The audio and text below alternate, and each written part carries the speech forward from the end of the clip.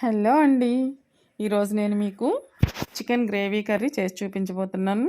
ఎలా చేయాలో చూసేద్దాం రండి. దీనికి నేను 1 కేజీ చికెన్ తీసుకున్నాను.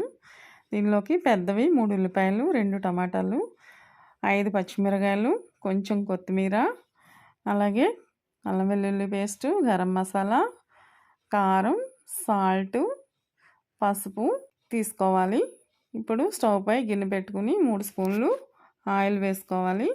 ఆయిల్ హీట్ ఎక్కిన తర్వాత పచ్చిమిర్చి వేసుకొని కొంచెం సేపు ఫ్రై చేసి దీనిలో ఉల్లిపాయ ముక్కలు వేసుకొని ఫ్రై చేసుకోవాలి.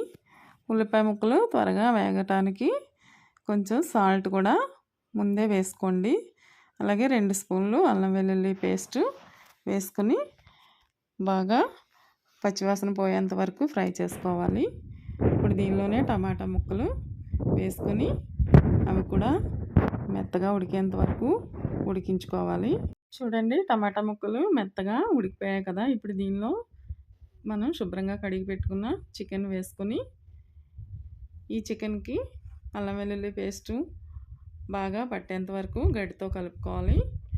ఇప్పుడు దీనిలో 3 స్పూన్లు కారం, 2 స్పూన్లు గరం మసాలా వేసుకొని ఒక 2 నిమిషాలు ఉడికించుకోవాలి. కారం పచ్చివాసన పోయేంత వరకు. అలా ఉడికిన తర్వాత దీనిలో ఇప్పుడు కొంచెం వాటర్ పోసుకోవాలి. వాటర్ పోసుకొని కొంచెం ఉడుకుతుంది అనగా మనం కొత్తిమీర కొద్దిగా వేసుకొని మూత పెట్టి కాసేపు ఉడికించండి. చూడండి, చికెన్ కర్రీ దగ్గరికి వచ్చేసింది, ఉడికిపోయింది. దీనిలో కొత్తిమీర వేసుకొని సర్వింగ్ బౌల్లోకి తీసుకోండి. దీన్ని చపాతీలోకి, రైస్లోకి, గారెల్లోకి దేంట్లో అయినా చాలా బాగుంటుంది. మీరు కూడా ట్రై చేసి చూడండి. ఈ రెసిపీ మీకు నచ్చితే లైక్ చేయండి, షేర్ చేయండి, సబ్స్క్రైబ్ చేయండి. Thank you.